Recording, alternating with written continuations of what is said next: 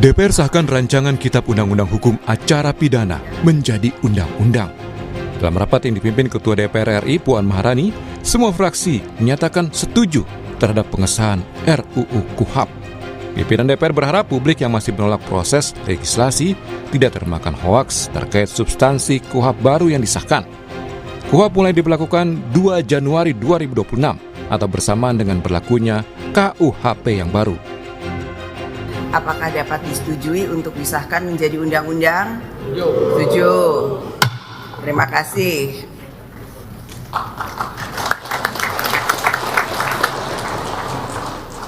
Tadi penjelasan dari Ketua Komisi 3 saya rasa cukup bisa dipahami dan dimengerti sekali.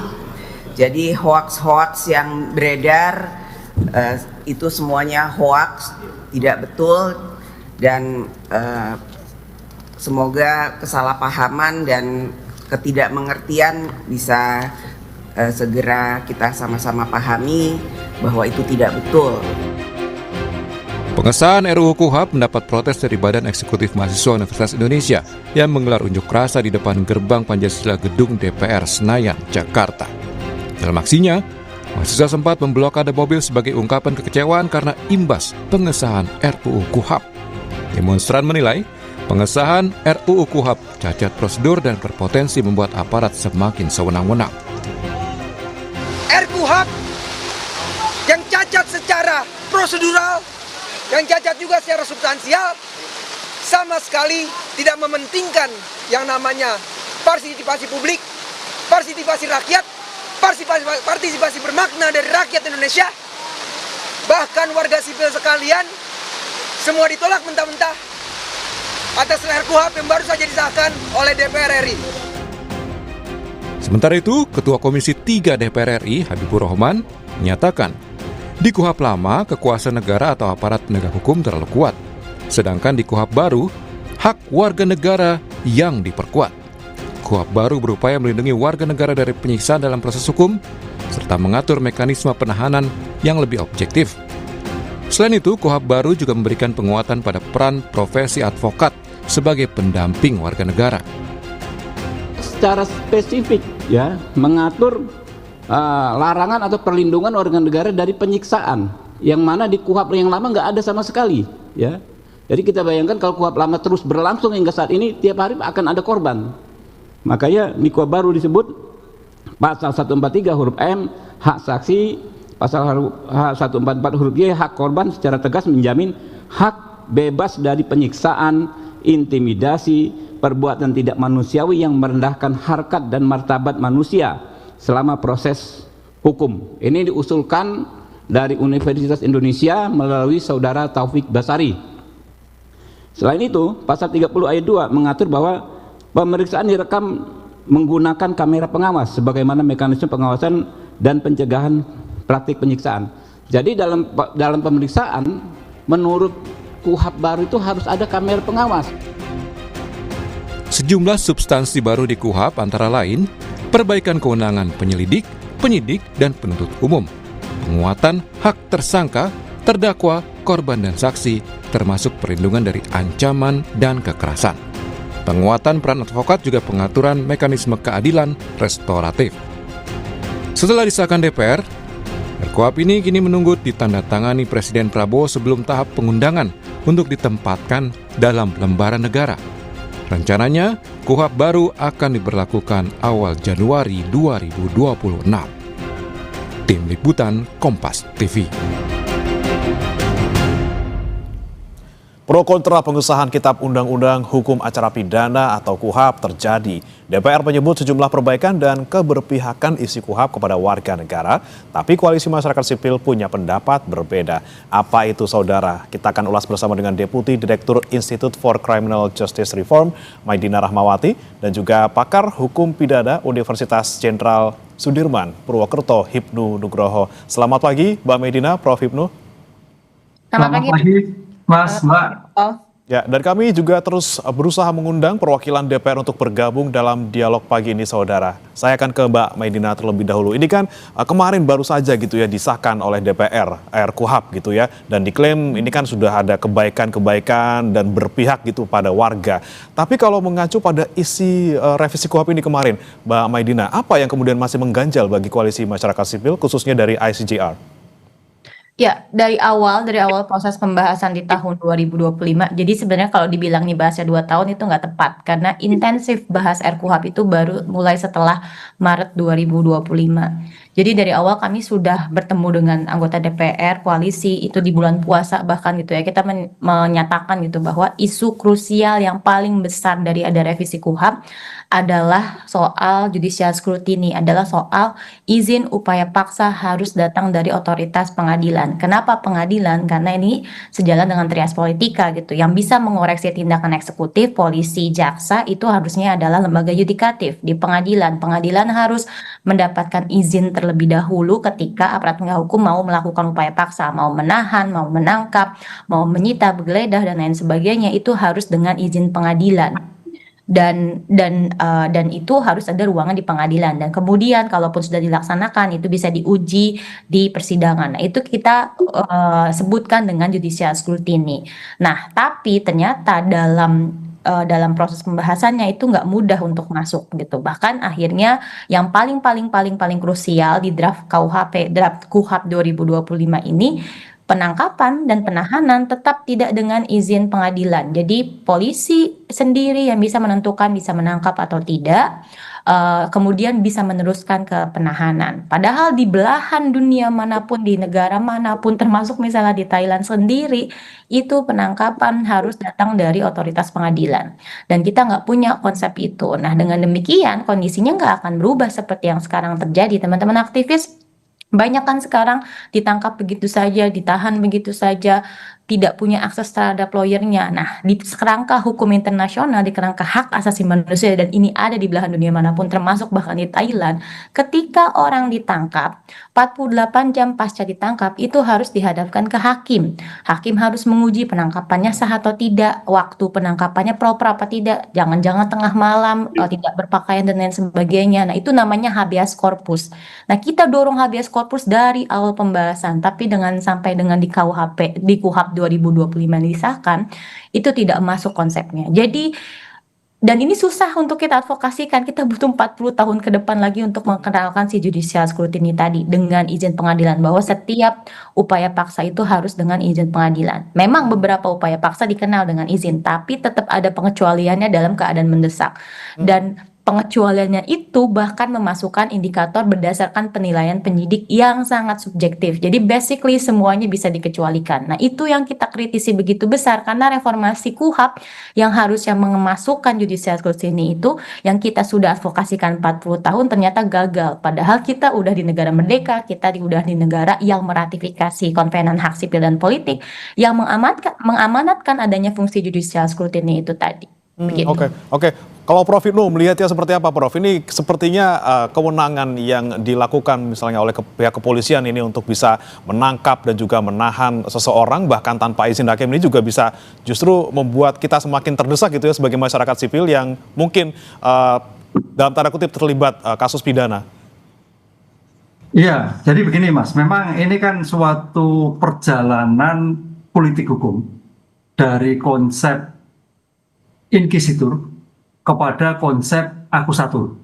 Kalau inquisitor itu seseorang dikatakan sebagai objek, jadi mau ditangkap, mau ditahan, mau disiksa, mau disetrum tadi Pak Ketua DPR tadi, itu nggak masalah ketika inquisitor. Tapi begitu kita masuk sebagai akusatur, menempatkan sebagai subjek yang sama, sehingga terhadap bentuk-bentuk kekerasan, bentuk-bentuk penistaan, bentuk-bentuk perundungan, bentuk-bentuk upaya paksa yang tanpa adanya suatu izin, kalau terhadap upaya paksa Mbak Maidana itu agak kurang pas, karena agak setengah akusatur kan. Padahal kalau konsep akusatur itu menetapkan subjek yang merdeka, subjek yang sama. Dengan demikian kalau memang itu nanti ya, saya membacanya masih sampai detik ini saya ingin tahu RKUHP yang baru, betul-betul baru, karena kemarin begitu baru ternyata juga beda-beda lagi lah. Oleh karena itu dalam seperti ini tampaknya memang kuncinya bahwa setiap upaya paksa,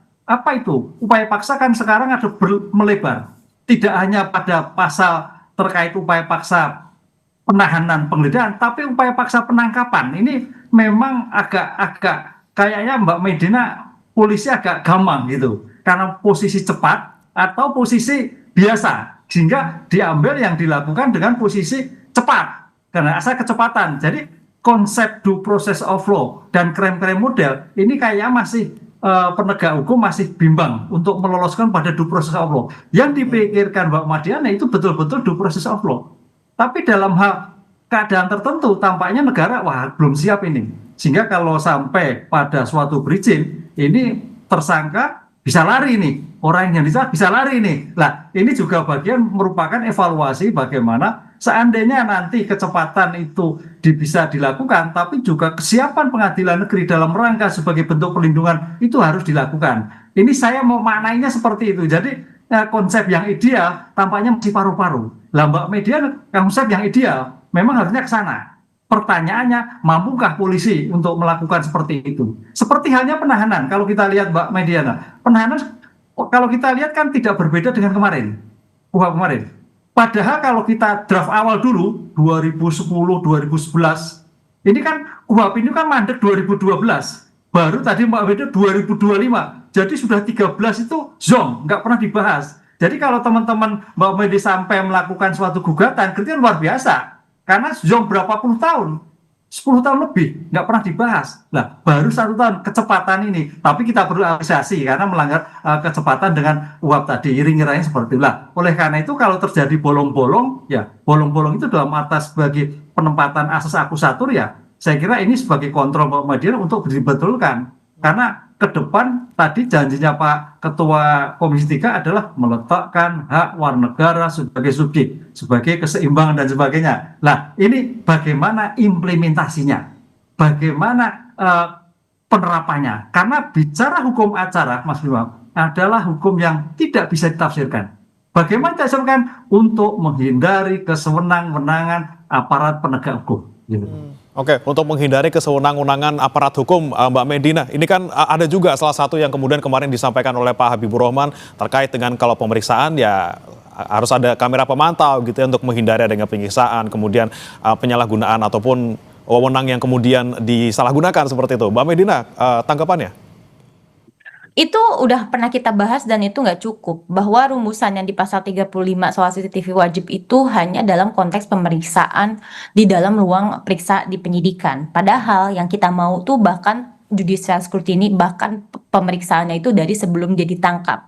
Jadi kebutuhan dia untuk menangkap dengan presisi gitu ya, buktinya cukup atau tidak, layak atau tidak untuk ditangkap, itu harusnya bisa dicek terlebih dahulu dengan otoritas yang independen, yaitu pengadilan.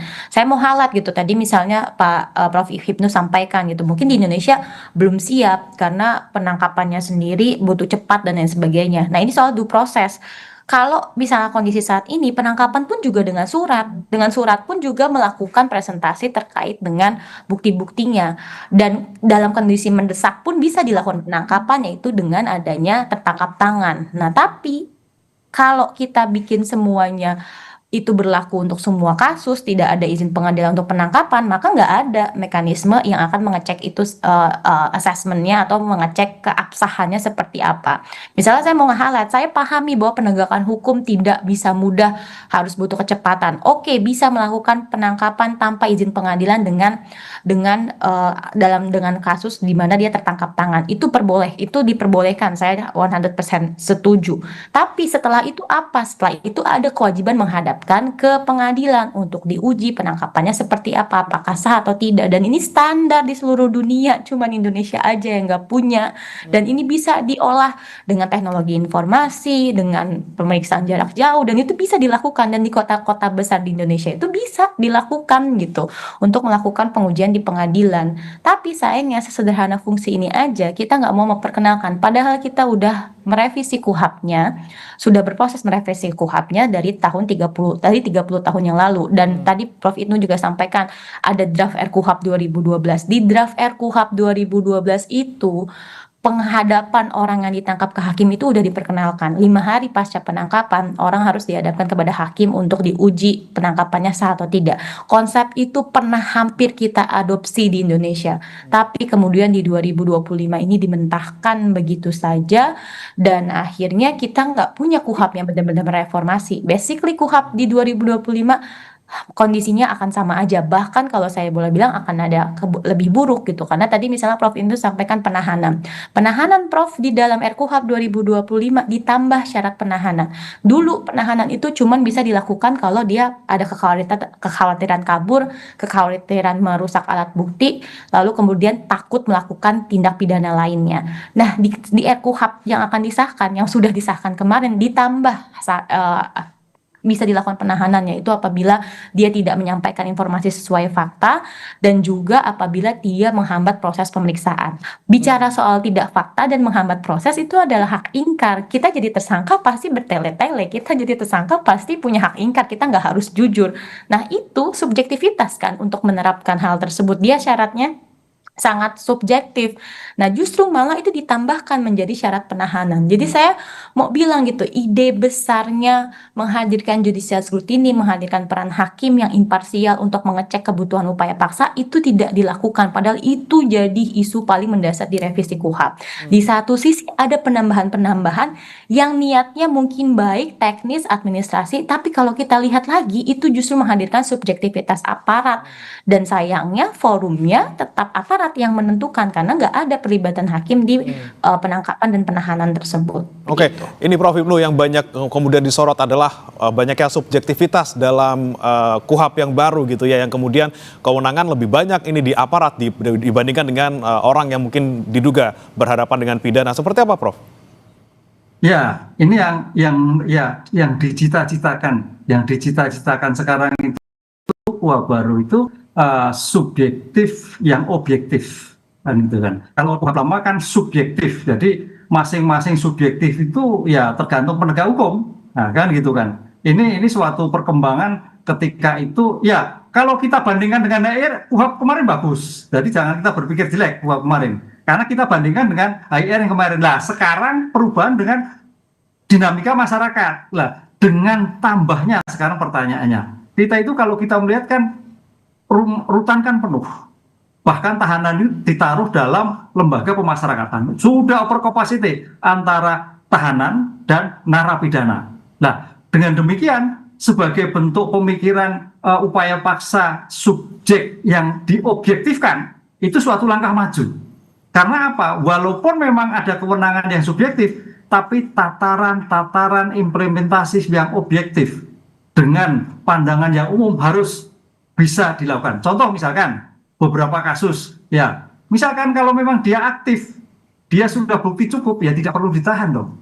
Ataukah dia sudah melakukan suatu pemeriksaan kemudian udah dicekal, ya nggak mesti luar negeri dong. Nah di sini subjektif yang objektif. Jadi jangan sampai sebagai bentuk subjektif itu subjektif absolut, tapi subjektif yang objektif. Dengan demikian sebagai rasa upaya paksa dalam penahanan itu menjadikan suatu yang menarik, kan gitu. Karena kalau kita lihat draft yang lama, Mas, angka-angka itu masih berubah, angka-angka penahanan itu. Mungkin Mbak Dina bisa melihat tuh, angka-angka yang kita lihat di dalam PBB itu penahanan itu kalau nggak salah permasaan tidak lebih dari 10 hari.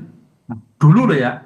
Pertanyaannya, mampukah sekarang aparat penegak hukum melakukan seperti itu? Kan enggak, akhirnya diperpanjang, masih tetap seperti kemarin, 20 perpanjang 30. Ini dengan alasan kondisi kemampuan SDM, kondisi geografis. Nah, termasuk keadaan terpaksa juga melihatnya kondisi geografis dan sebagainya. Tapi tadi Mbak Dina mengatakan, oke, keadaan suatu demografi, keadaan suatu geografi. Pertanyaannya, apakah tidak menggunakan IT yang sekarang ini? Nah, ini yang saya kira juga menjadikan suatu masukan tersendiri. Dengan perizinan-perizinan dilakukan dengan kondisi IT yang cukup, saya kira bisa dilakukan. Karena selama ini yang dilakukan itu apakah cukup? Apakah cukup waktu? Bagaimana dengan pengadilan? Bagaimana dengan antara Papua dan Ambon dan sebagainya? Cukup lah. Ini yang menjadikan alasan-alasan yang selama ini muncul lah.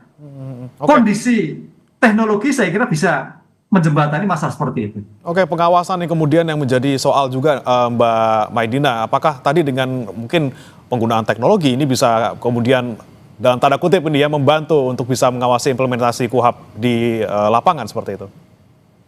Bisa, dan memang sudah ada amanatnya di dalam bab 21 di pasal 360 KUHAP 2025 ini disebutkan bahwa penyelenggaraan peradilan pidana ini melalui sistem peradilan pidana berbasiskan informasi teknologi. Jadi misalnya nanti akan ada rencana penyelidikan, maka dia harusnya kepolisian melakukan upload rencana penyelidikan seperti apa, lalu kemudian atasan penyidik yang mengapprove rencana penyelidikan itu bisa menguploadnya kepada sarana teknologi. Jadi pengawasannya memang sayangnya masih cukup minim. Saya bilang gitu ya bahwa tidak ada otoritas ya pengadilan yang terlibat dalam pemeriksaan ataupun keputusan untuk menangkap atau menahan. Tapi kalau kayak gitu berarti kan penilaiannya ada di dalam institusi. Berarti kan semua proses untuk menghadirkan perintah penangkapan itu datangnya dari satu institusi yaitu kepolisian. Nah, saya sangat berharap gitu ya bahwa si kepolisian menjalankan pasal 360 tadi gitu, bahwa upaya penyelidikan, upaya memilih untuk menangkap seseorang, menahan itu harusnya sudah diatur di dalam sistem informasi informasi berbasiskan teknologi sesuai dengan amanat pasal 360 KUHAP-nya itu sendiri.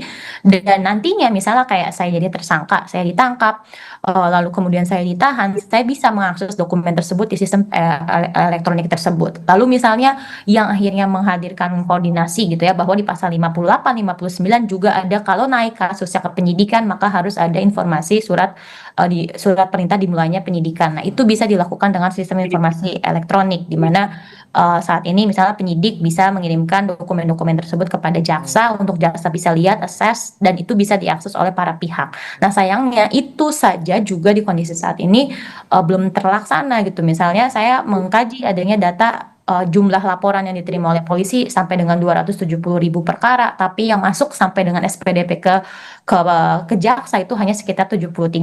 Berarti kan ada banyak kasus, ada ribuan dari 99.000 kasus yang nggak jelas kondisi statusnya seperti apa. Nah, harusnya di sistem informasinya polisi juga ada bagaimana dia merespon pelaporan. Nah, ini jalan panjang yang dilakukan, fungsi-fungsi pengawasannya sayangnya masih cukup minim. Di proses penyelidikan dan penyidikan sangat heavy di institusi kepolisian, maka saya look forward sekali gitu ya di institusi kepolisian bagaimana untuk mengcover kondisi KUHAP untuk bisa di-upload, untuk bisa dijalankan dengan sistem elektronik dan bisa dipantau oleh siapapun korban yang melaporkan kasusnya, bisa dapat account untuk bisa melihat perkembangan kasusnya seperti apa, termasuk kalaupun misalnya harus dihentikan, ruang ujinya, dasar penghentiannya pun seperti apa itu harusnya bisa dipantau oleh kita semua. Dan itu memang ada amanatnya di dalam KUHAP untuk mengelektronikkan sistem peradilan pidana ini. Oke, ini menjadi salah satu hal positif juga ya Mbak Maidina yang bisa dilakukan di dalam KUHAP gitu ya. Mbak Maidina, tapi kalau bicara soal revisi KUHAP kemarin ini kan tidak hanya soal penangkapan, penahanan, tapi juga ada pasal 74 terkait dengan restoratif justice yang ini kalau tidak salah bisa dilakukan sejak penyelidikan gitu. Ini menurut Anda bakal jadinya ke positif apa negatif nih? Di satu sisi mungkin kita di kasus yang mungkin korbannya kemungkinan tidak bersalah, ini bisa menjadi angin segar gitu ya. Tapi kalau misalnya ternyata ini bisa menjadi praktik seperti dipaksa damai, ini seperti apa Mbak Maidina? Nah, ini yang sebenarnya saya juga dan teman-teman koalisi advokasikan sedari awal gitu, bahwa kita punya sistem yang mensalahartikan restoratif justice. Restoratif justice itu kan idenya adalah penguatan hak korban, pertemuan antara pelaku dan korban, sehingga dia menghasilkan upaya penyelesaian yang sifatnya pemulihan, tidak serta-merta hasilnya penghentian perkara. Nah, tapi kemudian di Indonesia itu disalahartikan menjadi penghentian perkara. Penghentian perkara yang diperkenalkan di RKUHP bahkan bisa dilaksanakan di tahapan penyelidikan. Padahal kalau kita tahu penyelidikan itu terbatas, bahwa adanya laporan, terus kemudian jadi penyelidikan. Belum clear mana pelaku, mana korbannya, siapa yang salah, apakah ini benar-benar tindak pidana atau tidak. Nah, dari awal kami sudah bilang gitu bahwa mungkin tidak masuk akal restoratif justice mempertemukan pelaku dan korban itu di masa penyelidikan, karena penyelidikan baru akan mengkonfirmasi ada atau tidaknya tindak pidana. Nah, tapi kemudian malah tetap diperkenalkan di pasal sekarang jadi pasal 79, tadinya 74 bergeser angkanya. Lalu kemudian juga di situ ada amanat bahwa bisa melakukan kesepakatan, ada amanat sebagian bahwa kesepakatan itu harus ditetapkan oleh pengadilan, harus dijalankan dalam waktu 7 hari, dan kemudian 3 hari ditetapkan ke pengadilan. Nah, tapi itu akan menghasilkan surat penghentian penyelidikan. Nah, tapi ternyata surat penghentian penyelidikannya itu sendiri tidak ditetapkan di pengadilan. Jadi ada kerancuan, apakah ini benar-benar harus melibatkan pengadilan atau tidak. Jadi nggak sinkron di tata cara kesepakatan damai didapatkannya itu melibatkan pengadilan, tapi di surat penghentian penyelidikannya tidak ada kewajiban untuk melaporkan kepada pengadilan. Jadi ada kerancuan sebenarnya teknis restoratif justice di penyelidikan itu seperti apa. Tapi dari itu semua yang kami tekankan dari awal gitu ya, bahwa kalau tindak pidananya belum terkonfirmasi, ini baru laporan, polisi masih mengkaji apakah siapa yang benar siapa yang salah, bagaimana duduk perkaranya, harusnya tidak bisa diselesaikan, apalagi dengan dalih namanya restoratif justice. Gitu. Oke, baik. Ini terakhir saya mau ke Prof. Hipnu dulu. Prof. Hipnu, terkait dengan mungkin banyak ya kontroversi di revisi KUHP yang baru ini, kemudian apa peluang yang bisa dilakukan oleh teman-teman di Koalisi Masyarakat Sipil untuk bisa menggugat ke MK? Poin-poin apa ataupun apa yang mereka bisa lakukan? Singkat saja, Prof. Ya, konsep hukum acara yang paling krusial adalah terhadap upaya paksa. Upaya paksa itu upaya memaksa. Dengan demikian, sebagai bentuk upaya paksa ini harus ada suatu kepastian hukum dengan kewenangan yang dilakukan oleh seorang penegak hukum. Tadi Mbak Madiana itu penangkapan, penahanan, pemblokiran, dan sebagainya. Harus ada suatu kejelasan. Karena ini akan menjadikan tanda petik ya, tarik ulur. Padahal namanya hukum, formil itu tidak bisa diterjemahkan. Kunci dalam suatu hukum acara itu upaya memaksa, di mana negara diberikan kewenangan untuk melakukan pemaksaan. Siapa itu? Polisi, jaksa, hakim. Dengan demikian sebagai konsep peletakan sebagai asas akusatur, ketika kewenangan memaksa itu harus meletakkan pada hak asasi manusia, pada suatu keseimbangan, pada suatu integritas, batas waktu independensi, sehingga jangan sampai timbul kesenang-wenangan antara lembaga penegak hukum yang ada. Ini yang kita harus dihindari. Itu kuncinya. Kalau yang terkait dengan RJ itu teknis sekali, bagus tadi Mbak. Harusnya RJ itu di tingkat sidik, bukan lidik. Potensinya kalau lidik, saya takutnya nanti seperti 86 Mas, agak repot nanti. Karena itu, apa itu lidik? Suatu tindakan penyelidik untuk menentukan peristiwa. Jadi belum bicara bukti. Kalau kita cari negara aslinya, memang dalam suatu tingkatan itu bisa di RJ, Justice of Many Room. Tapi tampaknya Indonesia harus hati-hati untuk menghindari kesenang-wenangan tadi. Ini kemudian poin-poin yang mungkin secara logika nggak masuk, ini juga harus digugat di MK gitu ya. Terima kasih Prof. Hipnu Nugroho, pakar hukum pidana Universitas Jenderal Sudirman, dan juga Mbak Maidina Rahmawati, Deputi Direktur ICJR, telah bergabung bersama kami di Sapa Indonesia Pagi. Selamat pagi. Selamat pagi. Terima kasih Prof. Hipnu. Jangan beranjak saudara, kami akan kembali dengan informasi lainnya. Tetap